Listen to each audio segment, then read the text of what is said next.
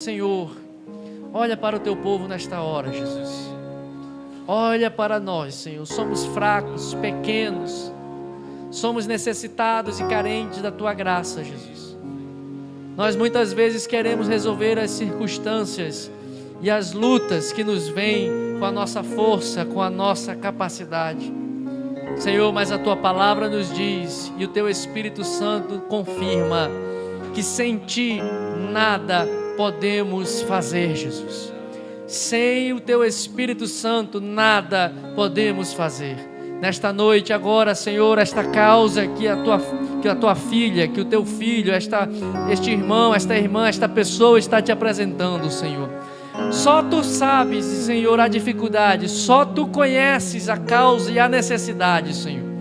Portanto, o Senhor é poderoso para fazer infinitamente mais do que temos te pedido, do que temos planejado, do que temos pensado. A tua palavra nos garante. Nós queremos apenas aprender a entregar ao Senhor as nossas causas. Senhor, nós queremos devolver a ti tudo o que temos e tudo o que somos. Prospera a tua igreja, Senhor, prospera esta pessoa, prospera este irmão, prospera este que está aflito, necessitado por um auxílio do Senhor. A tua boa mão, Senhor, nesta noite, possa vir ao encontro, Senhor, e que a tua palavra, que será ministrada, Senhor, que ela venha tocar o íntimo do nosso ser, que ela venha tocar, Senhor, e falar aos nossos corações.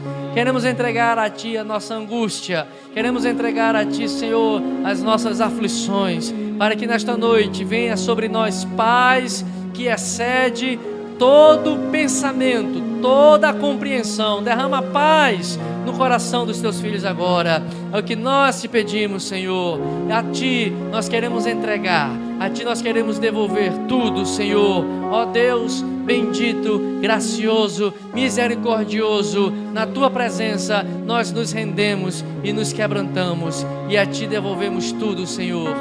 Eu peço que os irmãos, por favor, abram as suas Bíblias na leitura que foi feita, Mateus capítulo 21, e deixem a Bíblia aberta nesse versículo, que é o que nós vamos estudar, meditar nessa noite. Eu vou lê-lo juntamente com Lucas capítulo 2, versículo 10 e 11. Diz assim, Mateus 1, 21. Ela dará à luz a um filho, e você porá nele o nome de Jesus, porque ele salvará o seu povo dos pecados deles. Lucas 2, 10 e 11. O anjo, porém, lhes disse: não tenham medo, estou aqui para lhes trazer boa nova de grande alegria, que será para todo o povo. É que hoje, na cidade de Davi, lhes nasceu o Salvador, que é Cristo o Senhor. O tema da mensagem de hoje é: somente Jesus salva o homem do pecado. Os teólogos, eles gostam de dizer que no Novo Testamento aconteceu o termo a irrupção do tempo salvífico, que a salvação ela inundou o mundo do ser humano.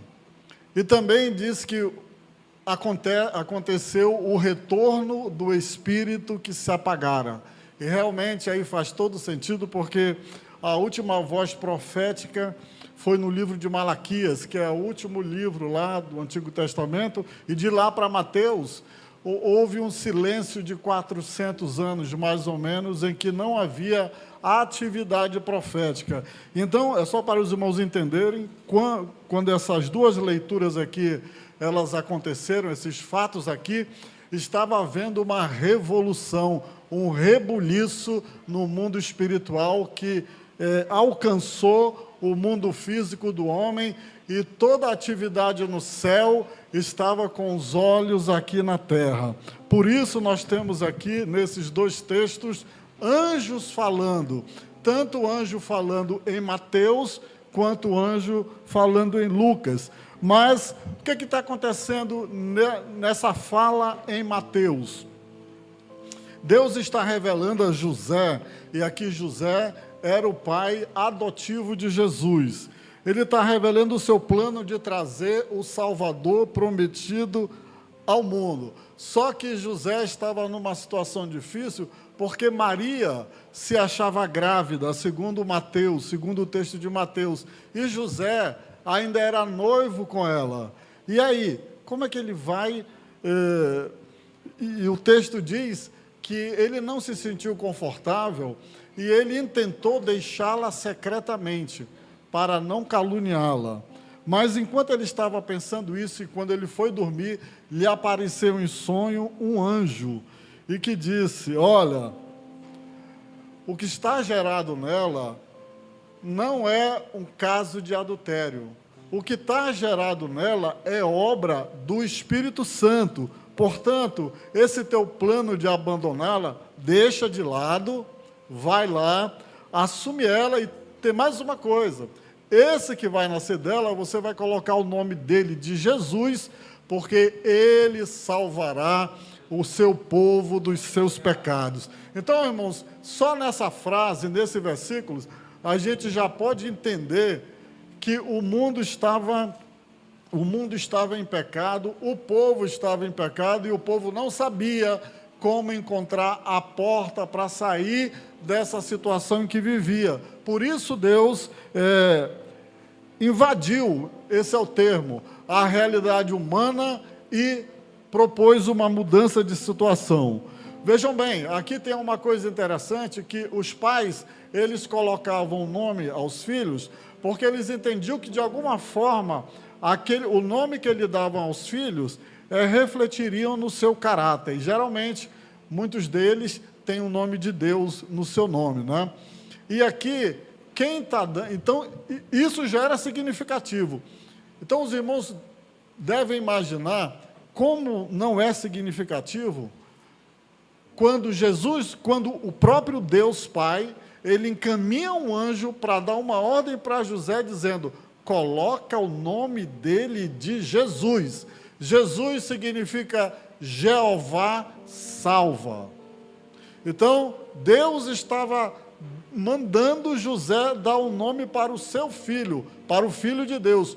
Coloca o nome dele. E Spurgeon, que é considerado o príncipe dos pregadores, ele dizia que, como Deus conhecia Jesus, ele sabia que nome deveria dar para ele, porque ele cumpriria a missão. Então, nós estamos vendo aí como Deus ele trabalhou na vida de Maria, como Deus trabalhou na vida de José, para que o caminho fosse aberto para o seu filho, que tinha a missão de salvar o mundo dos seus pecados. Vejam só, irmãos, mas algo precisa ser entendido aqui, porque quando essa mensagem dada pelo anjo, ela chegou em José e possivelmente em Maria, e com certeza a todos nós, porque está revelado aqui, o pensamento do judeu naquele tempo, quando dizia que Deus ia salvar o seu povo, o que vinha na cabeça deles era que seria uma libertação política lá do senhorio romano. Eles iam deixar de estar sob o jugo romano, mas em nenhum momento aqui o anjo diz isso. O anjo diz que Jesus veio para salvar o homem dos seus pecados. Essa que é o objetivo de Jesus, essa que é a mensagem do anjo, e não a salvação de César ou do exército romano. Mas aqui também nós precisamos entender como o judaísmo daquele tempo, ele entendia essa frase: ele salvará o seu povo dos seus pecados. Quando eles ouviram essa frase, o que passava na cabeça deles? Quando nós lemos principalmente os evangelhos, nós verificamos que há um grupo religioso preponderante que está ali sempre no protagonismo, que são os fariseus. Os fariseus, eles eram cumpridores da lei, pelo menos do ponto de vista do legalismo, do exterior, da aparência. Se você olhasse para um fariseu, dizia: esse daí é um cumpridor da Bíblia, né? Mas assim, era uma falsa aparência. Então, quando o fariseu quando o judaísmo daquele tempo ouviu essa frase, ele salvará o seu povo dos seus pecados, na cabeça deles era que o fim dos tempos estava chegando, a plenitude dos tempos estava aí, tinha chegado, e agora seria um retorno à época paradisíaca, ao Éden.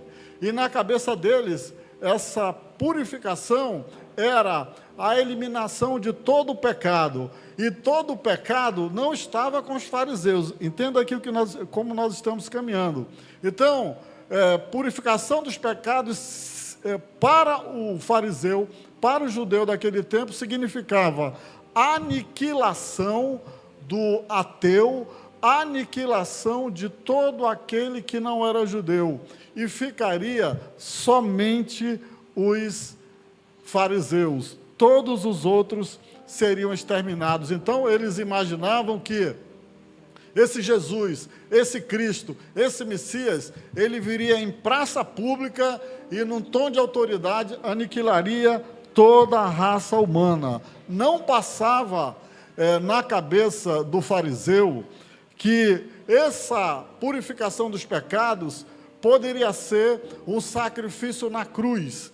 Não passava no modelo religioso dele. Ele não acreditava que a purificação do pecado seria pela morte do Messias na cruz. Talvez por isso, Paulo fala lá em Romanos que a morte de Jesus na cruz é escândalo para os judeus e loucura para os gentios, ou loucura para os gregos. Então, o pensamento do fariseu, o pensamento do judeu daquele tempo, estava muito diferente do que os ensinamentos do Velho Testamento diziam.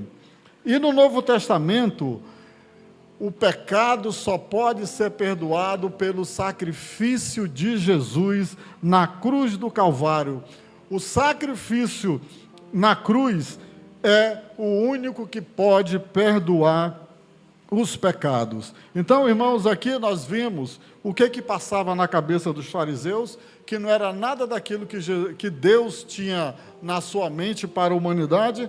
Então, agora eu peço que você continue lendo aí, que nós vamos aqui tentar falar sobre cada elemento dessa frase.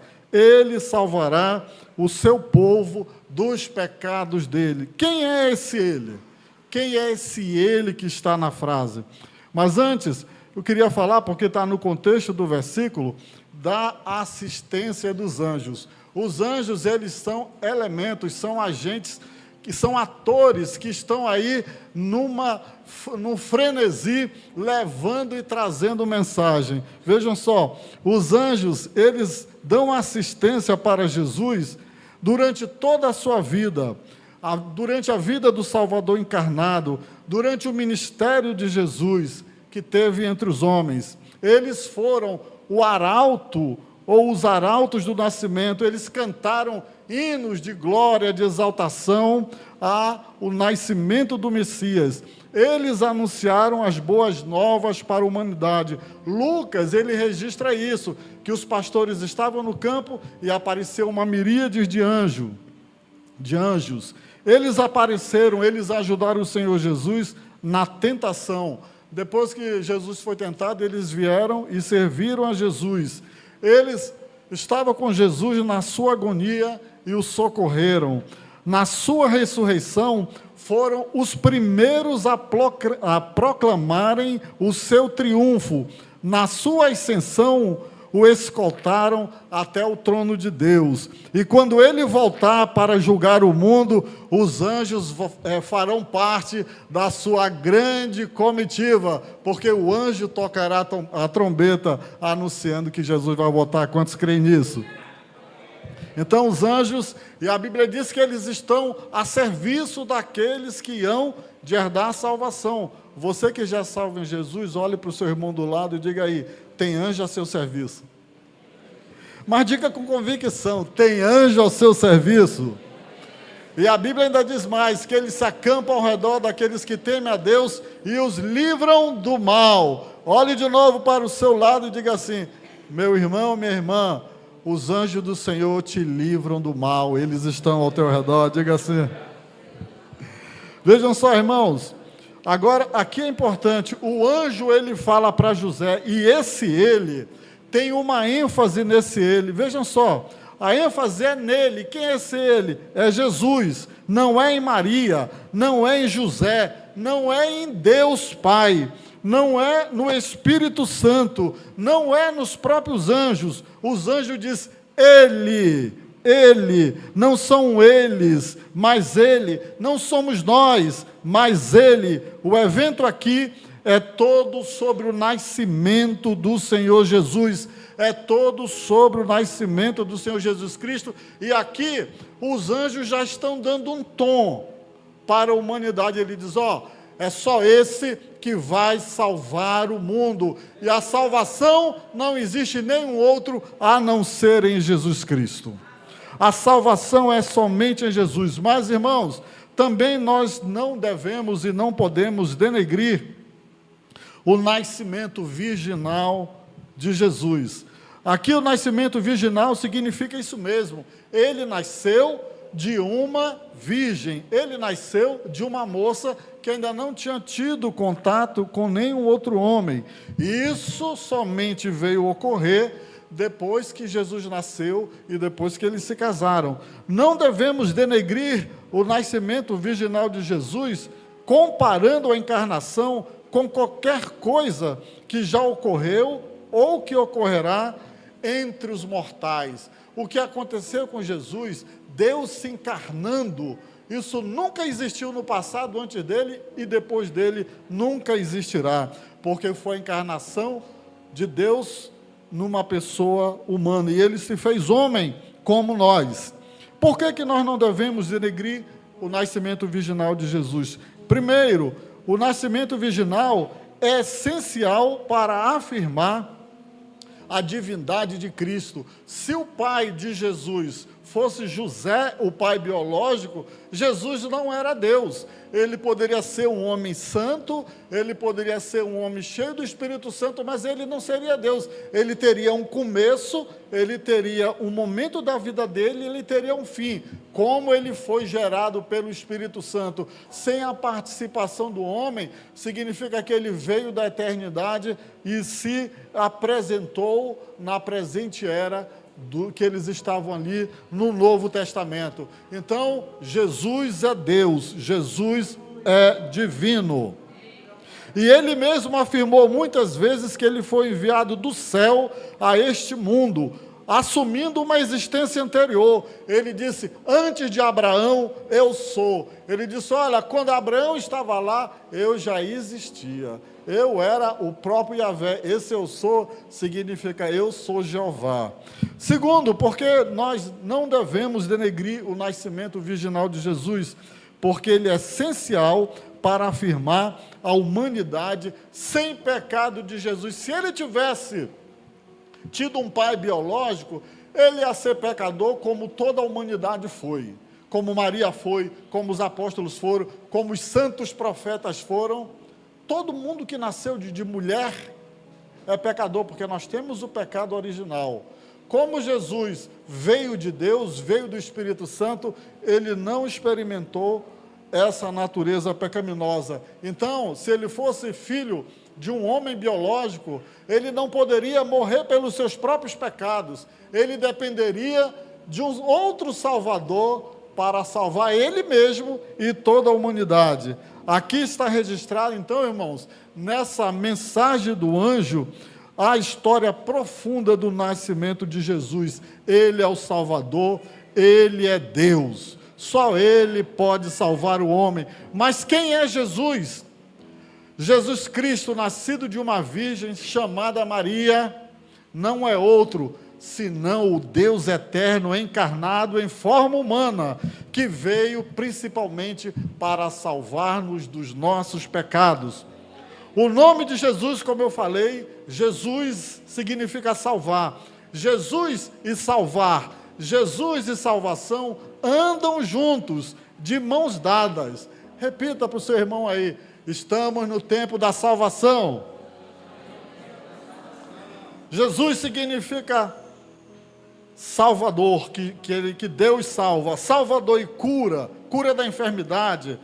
a pessoa ser bem-aventurada, tornar-se feliz, são quase sinônimos. Por isso, Lucas, no capítulo 2, versículo 11, ele diz o seguinte: é que hoje na cidade de Davi lhes nasceu o Salvador. Não precisa explicar o que é Salvador, é alguém que salva. O Messias aqui precisa explicar que ele disse que nasceu o Cristo, que significa Messias, o Messias esperado, e Messias significa o ungido, e nasceu o Senhor. O Senhor é aquele que tem nele, exerce os direitos absolutos de propriedade. E esse título, Senhor, ele era utilizado para os césares romanos, que eles eram adorados como Deus vivo entre os homens. E aqui Lucas escreve o que os anjos disseram. Os anjos disseram: eis que hoje vos nasceu o Salvador, que é Cristo, e que é o único Senhor que existe na face da terra e do universo. E na própria palavra diz que ao nome de Jesus todo joelho se dobrará e toda língua confessará que Jesus Cristo é o Senhor. A língua dos anjos santos, a língua dos anjos caídos, a língua de toda a humanidade, de todos os homens importantes. Um dia, todos os mortos irão se levantar, irão cair de joelho e irão confessar que só Jesus Cristo é o Senhor. Uns vão confessar indo para o inferno, vão ter que confessar, mas nós vamos confessar entrando nos portais celestiais. Lucas explica o título de Salvador. No Novo Testamento, o nome Salvador aparece 25 vezes. Vejam só, irmãos, como é importante a missão do Senhor Jesus. A palavra salvação aparece 45 vezes e 101 vezes a palavra salvar. Então, salvar, salvador e salvação está muito bem registrado na palavra do Senhor. Isso mostra como Deus está preocupado com a salvação do seu povo. Jesus vai e salvará o seu povo dos seus pecados. Mas o que é esse pecado? É o pecado da culpa, do castigo, é o pecado da influência do inimigo, é aquilo que nos atrai para o mal, é aquilo que nos prende ao mundo, é aquilo que nos prende ao diabo, e Jesus veio quebrar esse poder de Satanás sobre a vida do homem. Então já vimos quem é esse ele da frase. Mas o que significa a palavra salvará?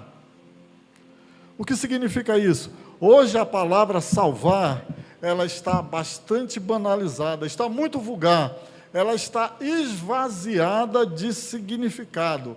Às vezes nós falamos salvar e não conseguimos entender o que significa isso. A ênfase aqui é sobre a incapacidade de alguém salvar-se por si mesmo. É isso que a palavra traz em si. Aqui a pessoa não tem condições de se livrar de um destino fatal. Ela precisa da ajuda externa de alguém para que ela não sucumba à morte. Ela é uma palavra radical, ela não permite um outro significado. Você não salva alguém que só precisa de uma ajudinha. Você salva alguém que não pode fazer nada para salvar a sua vida. Você salva um incapaz. Alguém que está morrendo no meio do rio, no meio do oceano, quando alguém chega lá com salva-vida, com uma canoa, ele salvou aquela pessoa, porque o destino dela era morrer afogada. Vamos dar alguns exemplos aqui na palavra de Deus, para a gente entender o que é isso. As almas que foram salvas do dilúvio, que entraram na arca, todos os outros pereceram. E se aqueles 8 que entraram na arca não tivessem entrado, também teriam morrido. Então a arca os salvou. Jesus é a nossa arca hoje. As parteiras que desobedeceram a Faraó e salvaram as crianças da morte certa. Elas esconderam, elas fizeram as mulheres ter filho mais rápido. Então aquelas crianças tinham destino de morte. Josué salvou Raabe, a prostituta, da morte certa na conquista de Jericó. Se ela não tivesse colocado lá aquele lençol vermelho do lado de fora da muralha, ela teria sido morta como todos os outros foram. A palavra salvar na Bíblia não é sem significado, é uma palavra que está repleta de significado. Ela está associada a coisas como perigo, emergência e imediatismo. A palavra refere-se à libertação, ao resgate, à libertação de uma pessoa indefesa de uma condenação certa.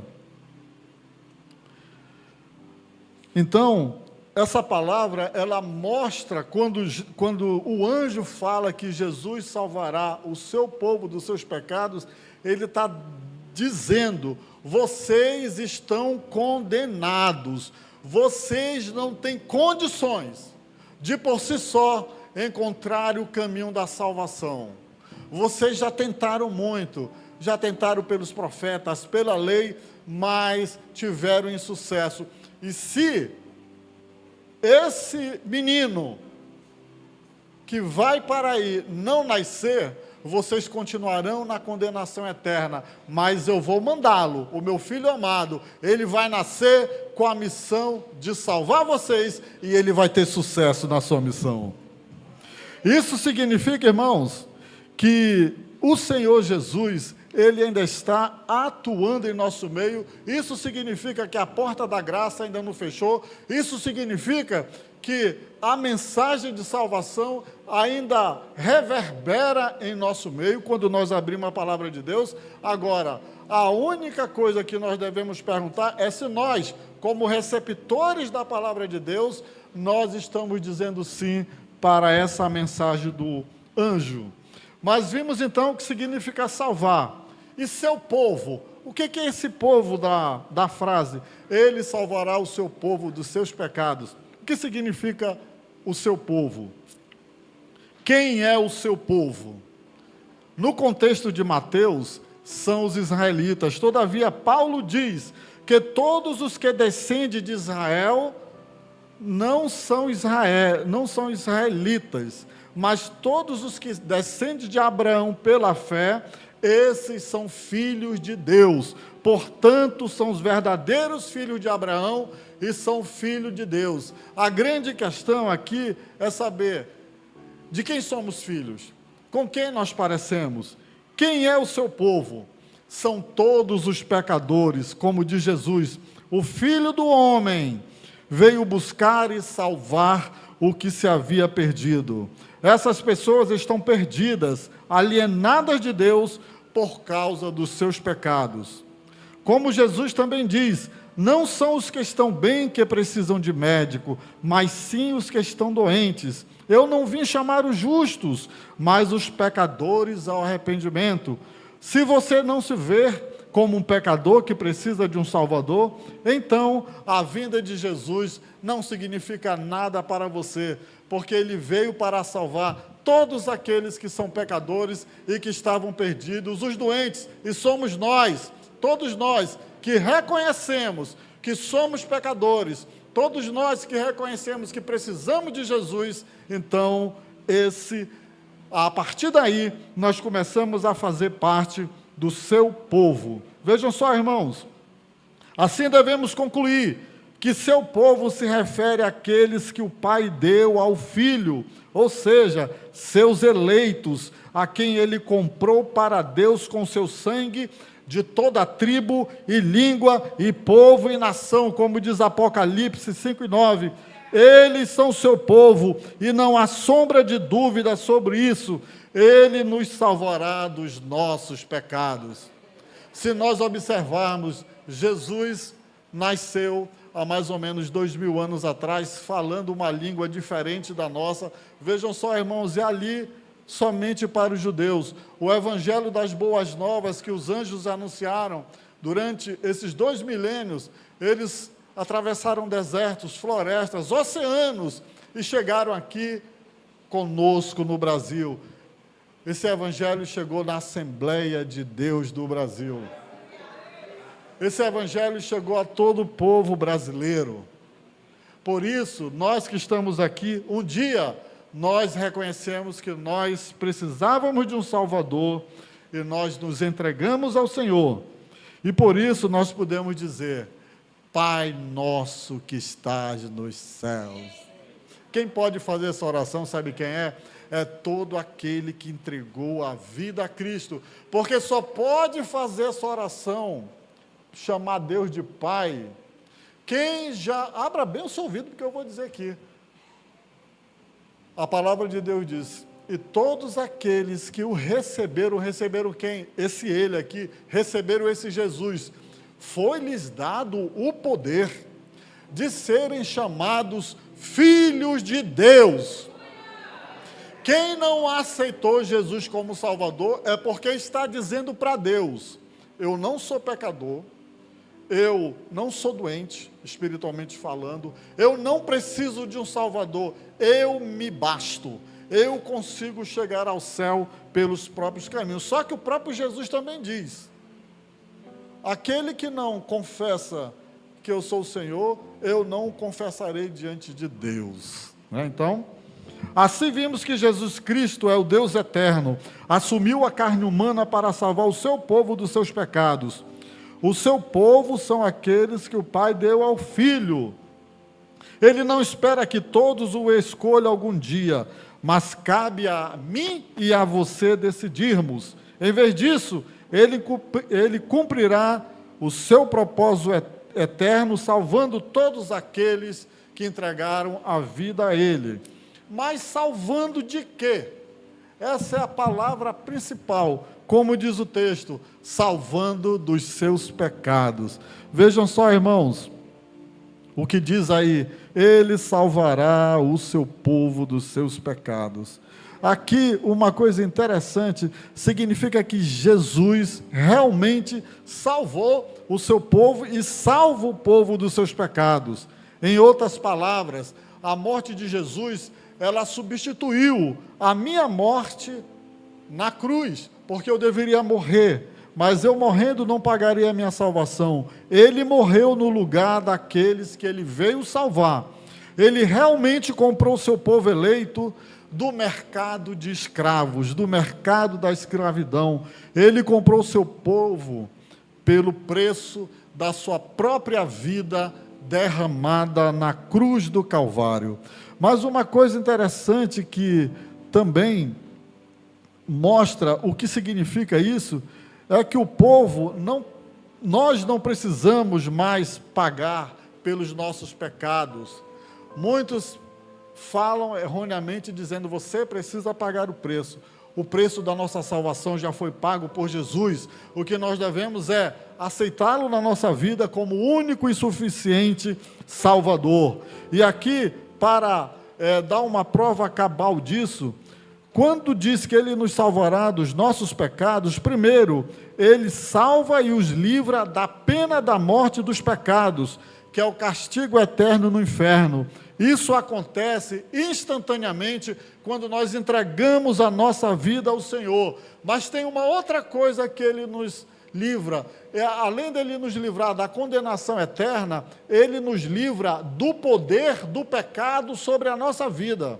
Então, quando Ele diz que Ele veio salvar o seu povo dos seus pecados, Ele está dizendo, eu estou salvando vocês da morte eterna, porque o pecador inconfesso, que não é redimido, vai para o inferno, mas aqui mesmo, enquanto vocês estão vivendo, eu estou livrando vocês do poder e da influência do pecado na vida de vocês, porque agora vocês estão vivendo uma nova vida em Cristo Jesus.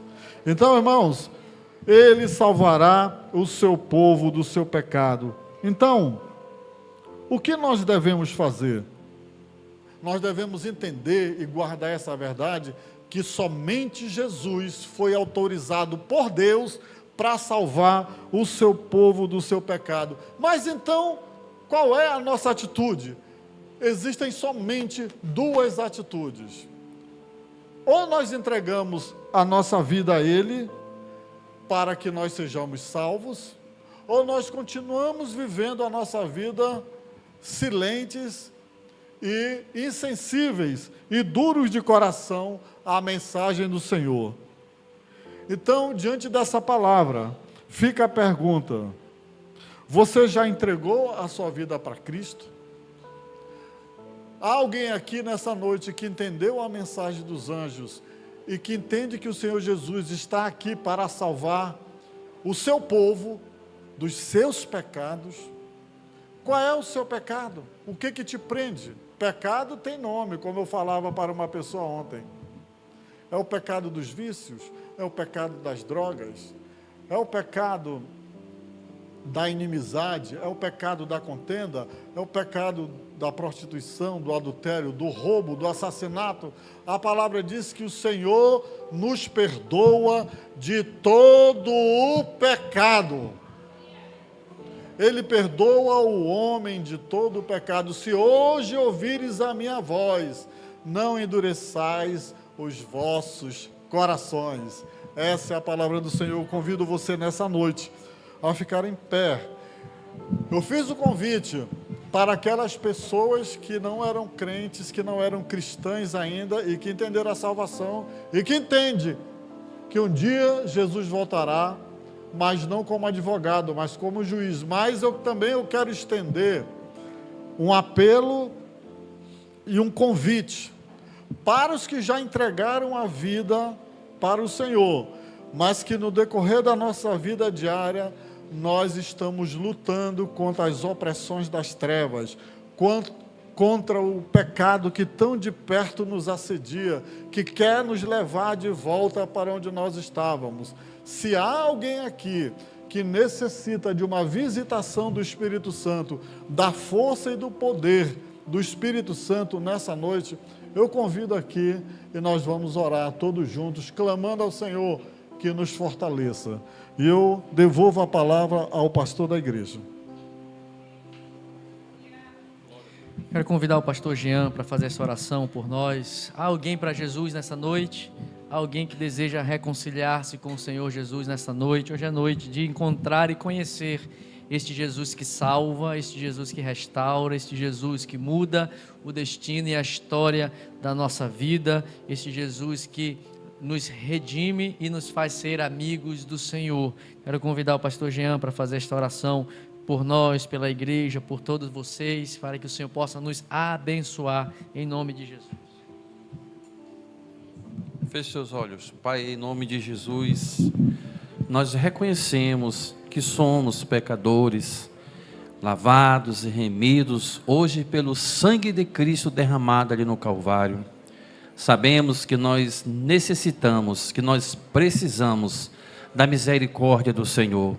Portanto, Deus, que o Senhor possa abençoar a Tua igreja, abençoar todos os nossos convidados que ouviram que nós precisamos termos esse encontro com o Messias, termos esse encontro com Jesus Cristo, que haja uma nova chance, uma nova oportunidade, que a Tua palavra não possa voltar vazia em seus corações, mas que possa, meu Deus, trabalhar em prol da salvação de todos aqueles que ouviram. Continua falando, continua advertindo a Tua igreja, o Teu povo, para que assim, Senhor, nós possamos nos mantermos fiéis a Ti, sabendo de que um dia o Senhor vai voltar, sabendo de que um dia nós iremos morar com o Senhor. E essa promessa é para todos nós, todos aqueles que ouvem a Tua palavra, que crê e que Te recebe, que reconhece que o Senhor morreu por nós. Portanto, nós oramos, Te pedimos e Te agradecemos em nome de Jesus. Amém. Do que passou ou do que está por vir, eu sei. Teu amor nunca me abandonou, o Teu abraço nunca me esqueceu. A minha dor não me define mais, estou na graça, estou na paz. Tenho tanto pra Te agradecer, pelo calor, pelos temporais, seja na bênção ou na provação. Estou na graça, estou na